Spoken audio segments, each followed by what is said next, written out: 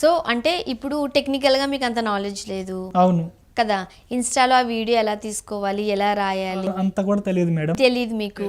మరి ఈ సపోర్ట్ ఎవరు ఇచ్చారు మీకు? సపోర్ట్ ఎవ్వరు లేదు మేడం. నేనే సింగిల్గా తీసుకొని రాసుకుంటూ ఉంటాను. ఎగతాలు చేసి చేసి చేసి ఇప్పుడు సైలెంట్ అయిపోయారు. కొద్దిగా హ్యాపీనెస్ అంతే. ఇప్పుడు ఈ సాంగ్ తీసుకుంటే ఫర్ ఎగ్జాంపుల్ మీరే చెప్తున్నారు 10th వరకు చదువుకున్నాను, సో పెద్దగా నాలెడ్జ్ లేదు అని. సో అందువల్ల ఇప్పుడు ఈ సాంగ్ తీసుకుని ఈ లిరిక్స్ మీరు ఏదైతే రాశారో ఇవన్నీ పోస్ట్ చేయడము, దీనికి కొంచెం టెక్నికల్ నాలెడ్జ్ కావాలి, కొంచెం అవగాహన కావాలి కదా. ఎక్కడ నేర్చుకున్నారంటే చిన్నప్పటి నుంచి పల్లెటూరులో పెరిగాను కదా. అప్పట్లో ఎలా ఉండేది ఇప్పట్లో ఎలా ఉండేది నాకు తెలుసు. ఆ ఫీల్స్ని మొత్తం మైండ్లో పెట్టుకొని రాసేవాడిని.